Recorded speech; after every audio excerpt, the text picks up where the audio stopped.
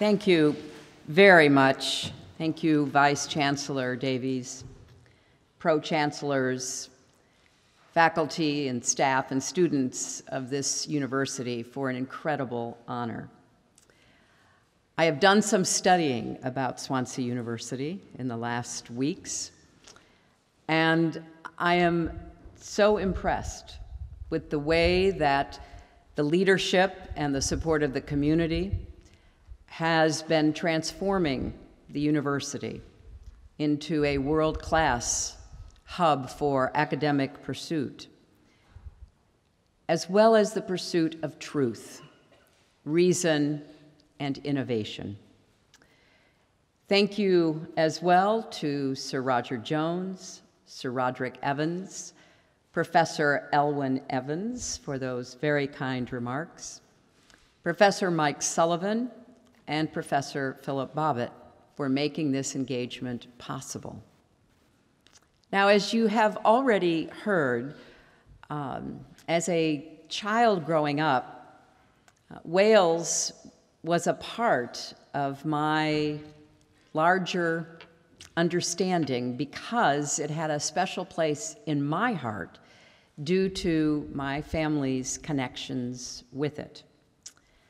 My great-grandfather was a Welsh coal miner who came to America in search of opportunity and a better life. My grandmother, Hannah Jones Rodham, grew up hearing about the beauty of the Welsh countryside, attending the local Methodist church, and singing traditional Welsh hymns. She passed on not only those stories, but the values of hard work and resilience to my father, Hugh Ellsworth Rodham, who passed them on to me. Later in her life, my late mother became interested in learning more about our family's ties to the old country.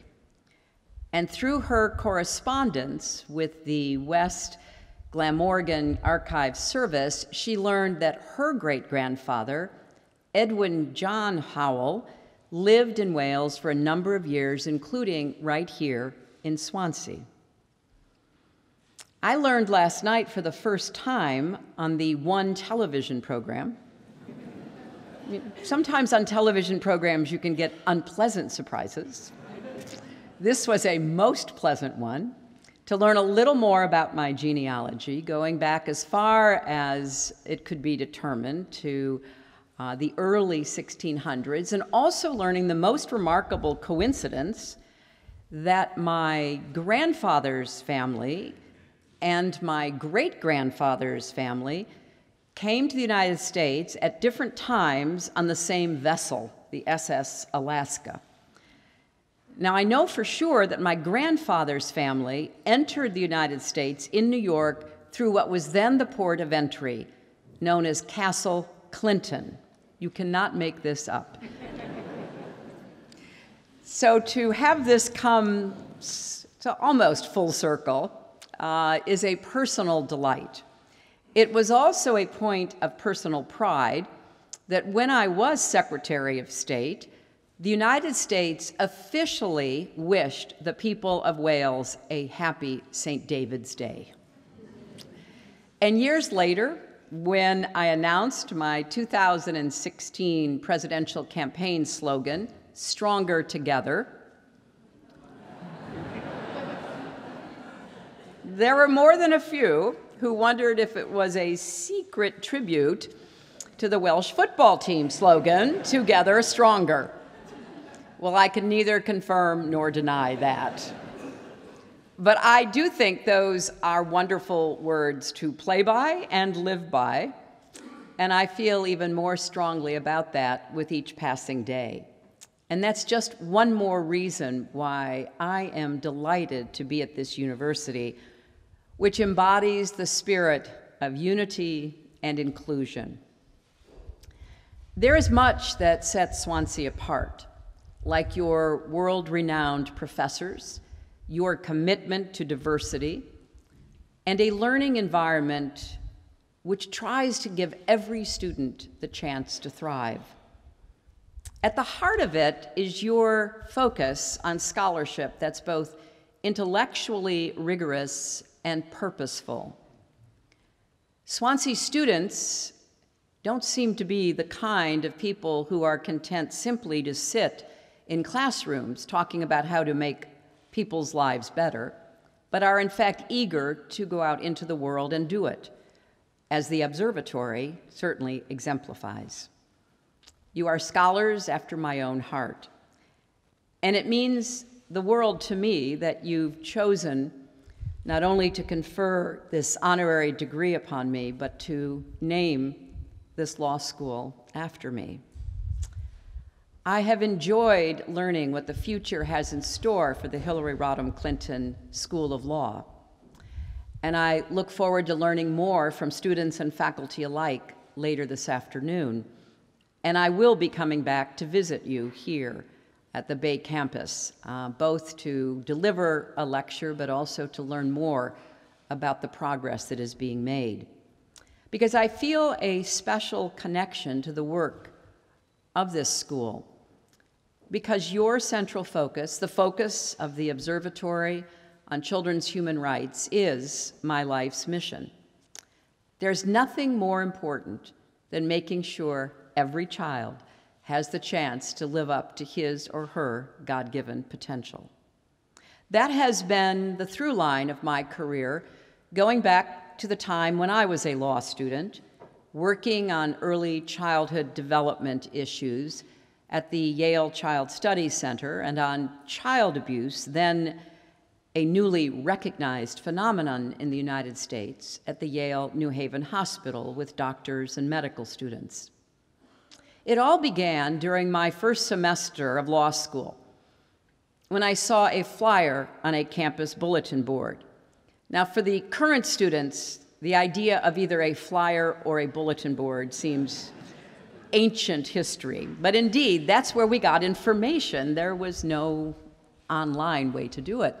So we would peruse the flyers and the notices. And one said that a woman named Marian Wright Edelman, a civil rights activist, who would go on to found an organization called the Children's Defense Fund, was coming back to Yale, where she had graduated from, to give a lecture. I went, and I was captivated. Marian talked about bringing new programs in early childhood education to rural parts of America, and using her legal education to make life better for poor children and their families. After the lecture, I went up to her and asked if I could work for her that summer. She said, "Sure, but I can't pay you." I replied, "Well, I'm putting myself through law school, so I have to get paid." And she responded, "Well, if you can figure out how to get paid, you can have a job." So I did figure out how to get a grant, and I went to work for her, and my life changed forever. It was Marian who opened my eyes to the ways the law can protect children or come up short. I saw firsthand that children aren't just miniature adults. They need and deserve special protection under the law. But they don't always get it. And even when they do, they often need help accessing their rights. They have their own ideas and opinions, but their voices are not always heard. So after graduating from law school, I chose not to follow many of my classmates to high-powered, well-paying law firm jobs, but instead I went back to work for Marian at the Children's Defense Fund. She sent me to South Carolina to gather evidence for a lawsuit seeking to end the practice of incarcerating teenagers in jails with adults. I drove all over the state, going to courthouses, meeting with parents of 13, 14, 15-year-old boys who were stuck in jail with grown men who had committed serious felonies. It was an early exposure to the shortcomings of America's criminal justice system and the racial bias that still plagues the justice systems in our country and many others. For another project, I went door to door in Massachusetts to find out why so many children were not in school. One answer was that in those days, most schools could not accommodate children with disabilities, so they had no choice but to stay home. I'll never forget meeting one young girl in a wheelchair on the small back porch of her house. She told me how desperately she wanted to attend school, but her wheelchair made it impossible. My heart went out to her, but more than just my heart, I wanted to help. So I was one of those gathering data to document the scope of the problem, helping to write a report, to build a coalition, going to Washington to argue our case. It took until 1975, but the Children's Defense Fund's work, along with others, eventually helped convince Congress to pass a law requiring all public schools to make accommodations for students with disabilities. Just like in the UK, advocates and families have been working ever since to make sure children have the right and the reality to an inclusive education. Back in 1973, I wrote an article for the Harvard Educational Review titled "Children Under the Law" that encapsulated much of what I had seen and learned at the Children's Defense Fund. There are few other groups in our society whose well-being is so fully dependent on the actions of others. Children have to rely on their parents and families, their government, community groups, to act in their best interests. But at the time, a promising new trend was starting to emerge, and I hoped we would soon see increased recognition of the special needs and interests of children as rights under the law. At the end of the article, I wrote that children's rights cannot be secured until some particular institution has recognized them and assumed responsibility for enforcing them. Of course, we all hope the family is that institution, but families often need help. They sometimes fall short, so we have to recognize the larger responsibility.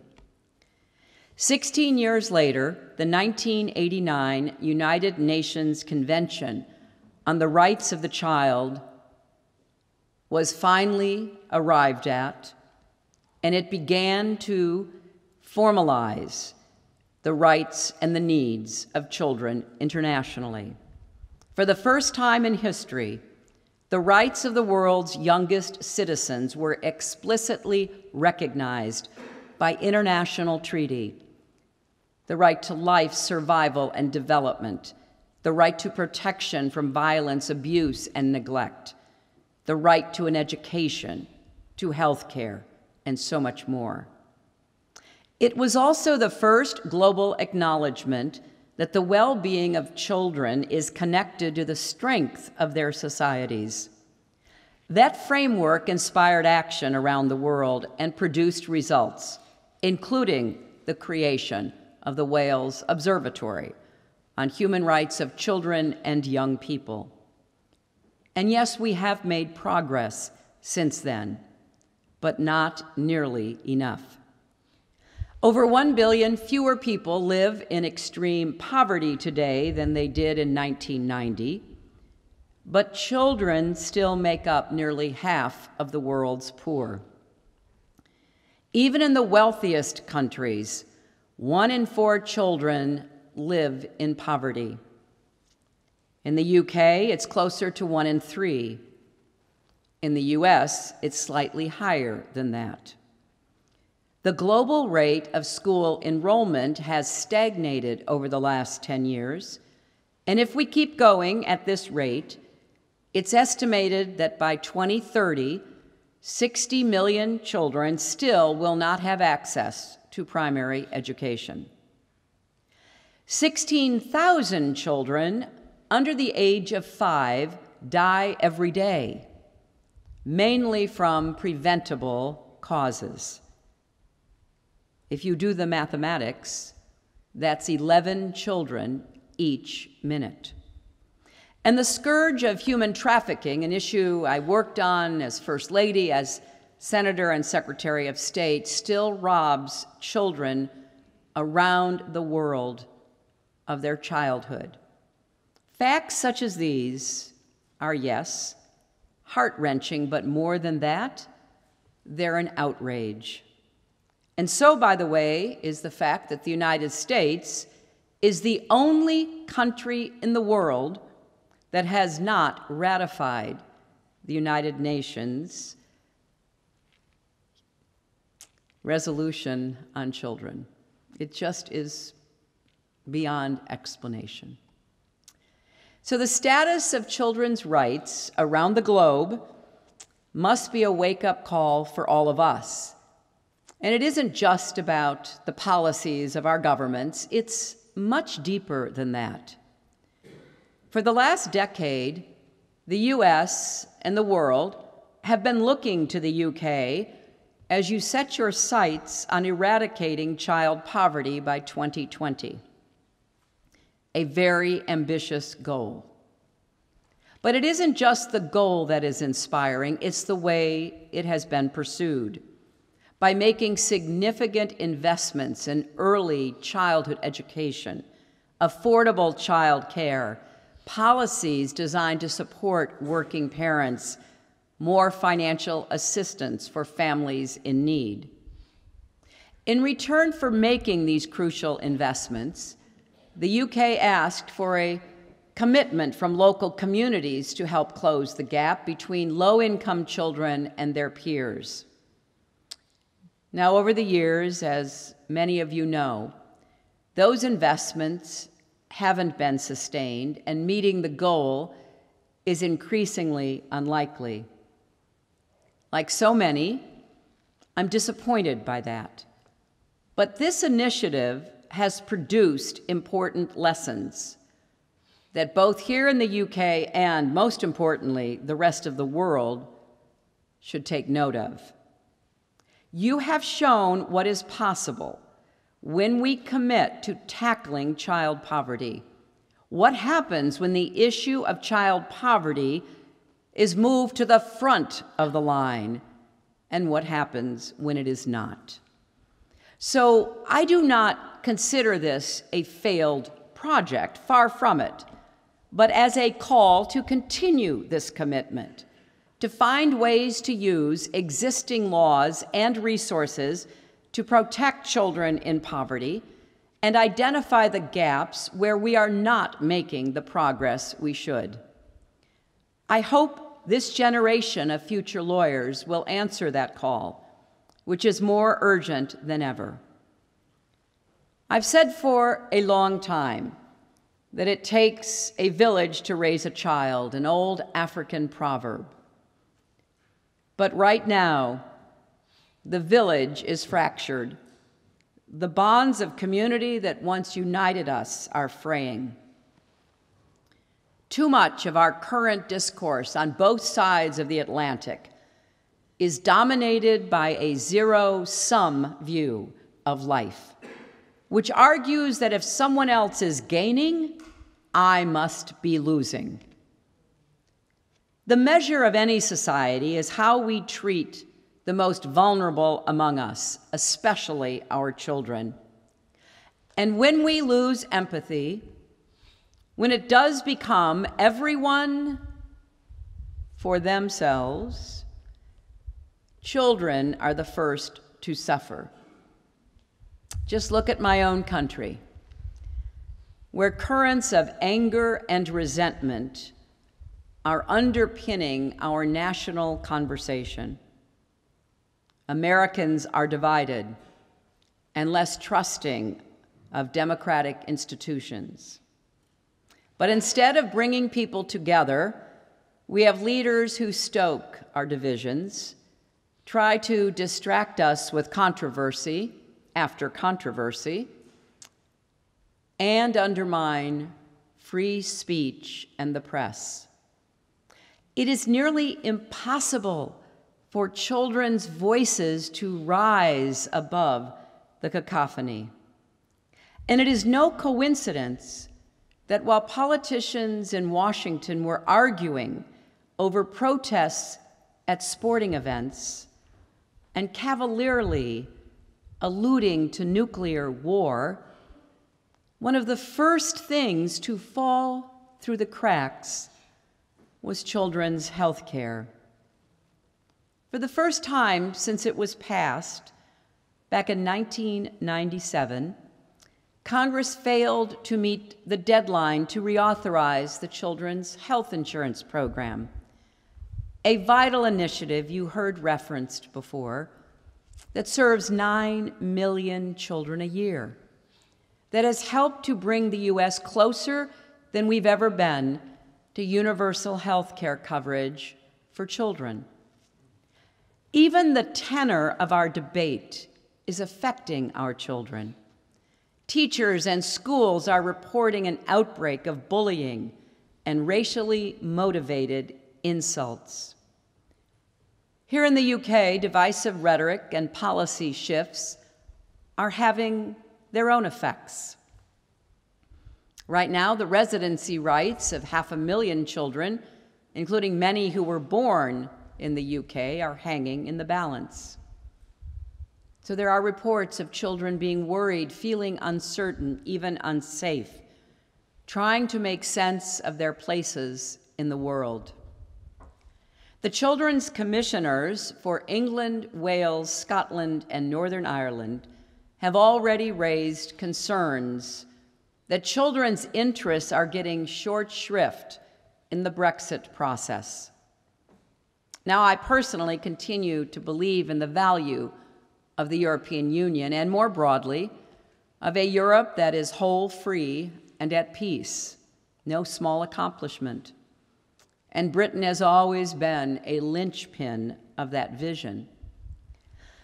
What's missing in both of our countries at the moment, it seems to me, and what we need more than anything else, is empathy. It should not only be at the center of our individual lives, families, and communities, but at the center of our policy, politics, and public lives. In my recent book, What Happened, I write about the need for what I call radical empathy, an urgent imperative to recapture a sense of common humanity. I know that we don't always think of the law and empathy as going hand in hand, but they can and they must. I saw that up close after working for the Children's Defense Fund. I helped create a legal aid clinic in Arkansas, very similar to the Swansea Law Clinic. I went on to chair our National Legal Services Corporation board, trying to expand access to lawyers, to the poor. And throughout my career as a First Lady, as a Senator, as Secretary of State, I have seen how empathy can inspire people to reach across even the toughest divides, to search for solutions. I saw that up close and very personally in Northern Ireland when I worked with the women there during the peace process. I got to know them on both sides of the sectarian divide. Women like Joyce McCartan, a Catholic mother whose 17-year-old son had been shot dead by a Protestant gunman.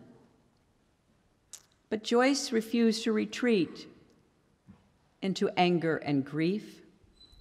Instead, she brought together a group of Protestant and Catholic women, mothers and grandmothers, to a safe house where they could talk over cups of tea.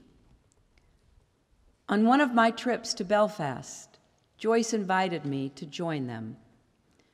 We sat around a small table at a fish and chips place, drinking tea out of an old, dented aluminum teapot. And as we sipped our tea, the women told me how they had worked together for years and found, as women can, they had more in common than not.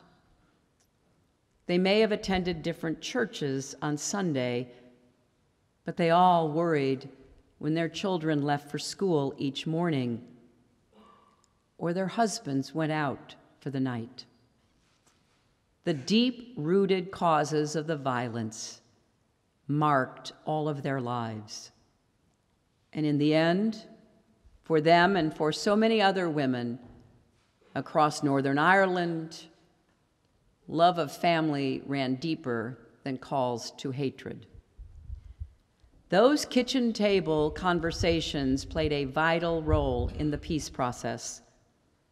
And while that peace process remains a constant task, many of the women who came of age during the Troubles are the ones carrying this work forward today for the good of their own children and grandchildren.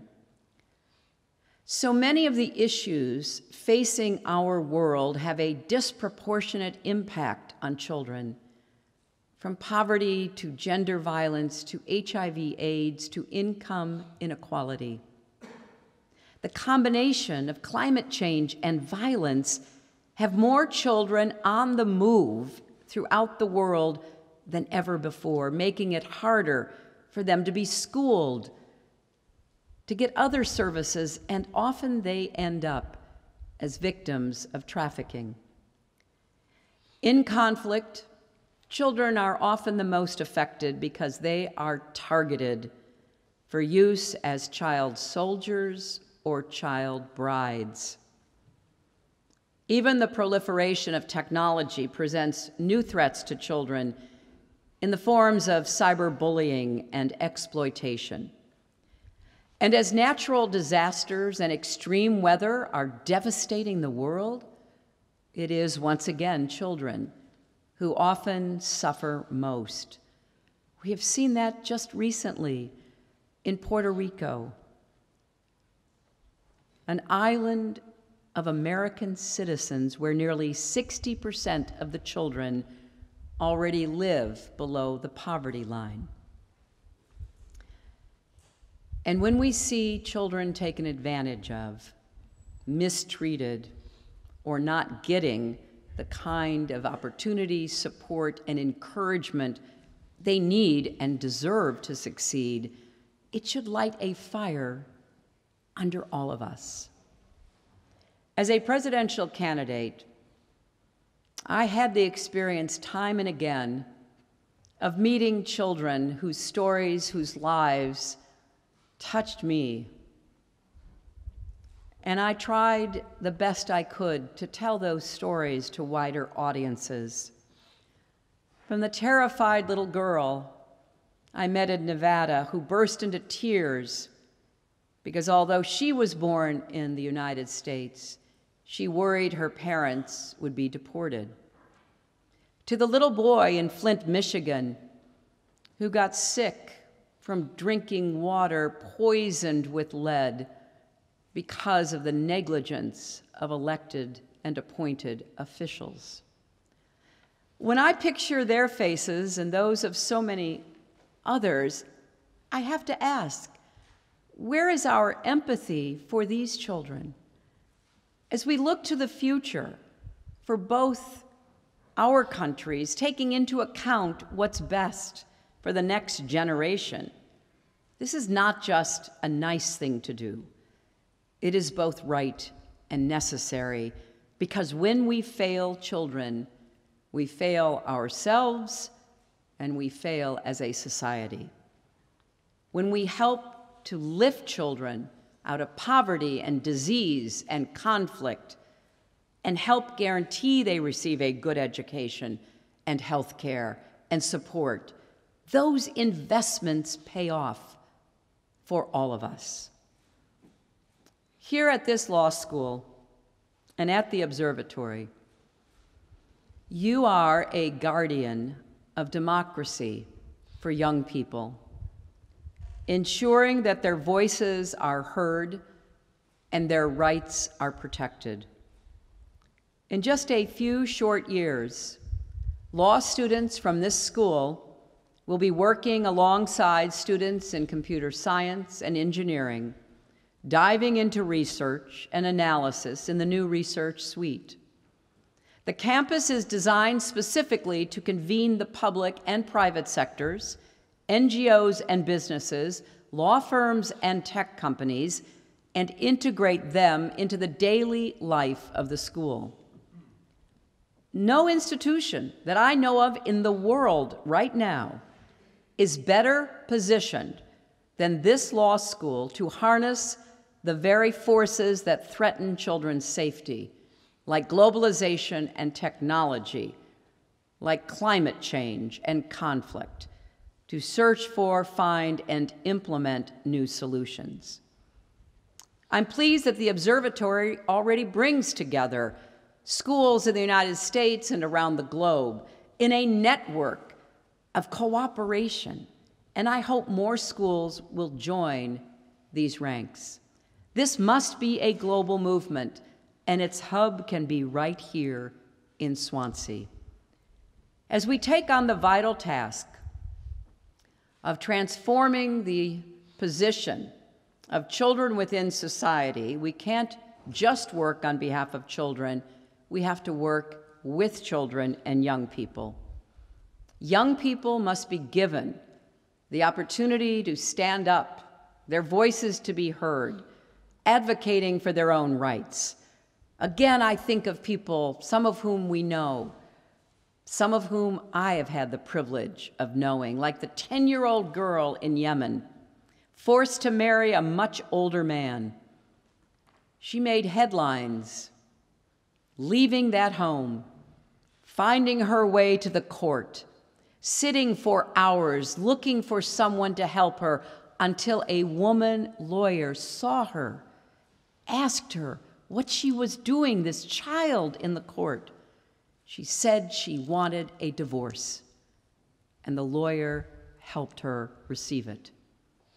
Her courage helped to shine a spotlight on the continuing practice of child marriage, which has gotten so much worse because of the movement of refugees. And of course, we all know the story of Malala, the young Pakistani woman shot in the head by Taliban fighters for going to school, for speaking out against a system in which women and girls were not just second class, they were barely considered human beings. Malala became a symbol of what education can mean for girls and boys, but particularly for girls who are denied that right. And she has just started her first semester at Oxford. Here at Swansea and at the observatory, you know that children are not simply passive observers in the world. They are and must be agents of change. That was the basic underpinning of your successful campaign to create the Welsh Youth Parliament. And as one young person put it, it encourages younger generations to become more politically active, getting their voices heard instead of being drowned out in the noise. I couldn't agree more. Western democracy is facing a crisis. There are lots of anxieties about how we will continue to provide the vital elements of self-government, rule of law, protections of fundamental human rights. I think it is imperative that young people be brought into the process as early as feasible to begin to build the arguments for the maintenance and reformation of our democracies. So to all the students here today, and to those who I will have the privilege of meeting this afternoon and hopefully over years to come, please bear in mind that the cases before you, the laws you are reading, are not just to be left in law school. You need to imbue them with the voices that will not otherwise be heard. The millions of children who need a champion like you. Going beyond the four walls of the classroom and talking and listening and learning from children will give you the strong foundation to take the academic preparation into the real world where we need you. I hope that these principles that are underpinning the Hillary Rodham Clinton School of Law will be a beacon for those in Wales and far beyond to remember that children's rights are human rights. Thank you once again for this tremendous honor.